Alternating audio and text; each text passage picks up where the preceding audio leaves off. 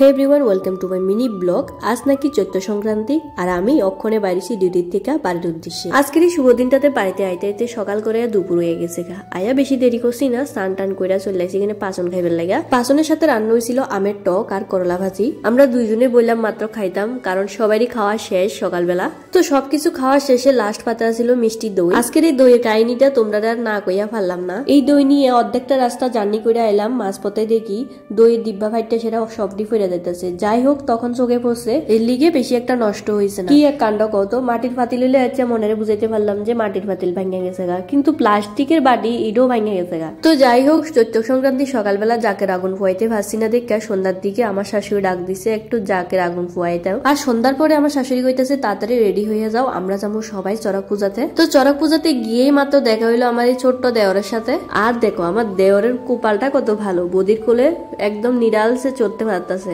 প্রথমে যদিও একটু কান্নাকাটি করতেছিল, এরপরে যখন এই মধুর আঙ্গুল মুখের মধ্যে চুষতা ছিল তখন তো কতই আনন্দ লাগতেছিল তার। তখন সবই ভুল লাগেছে। আর এমনিতেও দেওয়ারের সুস্থতার কামনার লাগে একটা মানতা ছিল, তাই আজকে এই চড়ক পূজাতে একটা মহাদেব ঠাকুর নিয়ে এসে মহাদেব গাছ ঘুরাইবো আজকে। আর দেখো এই সব কিছুর মাঝে এই চারটারে খুবই অসাধারণ লাগতেছিল। কিছুক্ষণের মধ্যে শুরু হয়ে গেছে গাছ ঘুরানি, এরপরে সব শেষে আমরা মহাপ্রসাদ লইছি। তো এইভাবেই কাটলো আমরা এই বছরের চৈত্র সংক্রান্তি। যদিও এই দিনটা তোমরা লোকে শেয়ার করতে করতে অনেক দেরি হয়ে গেছে।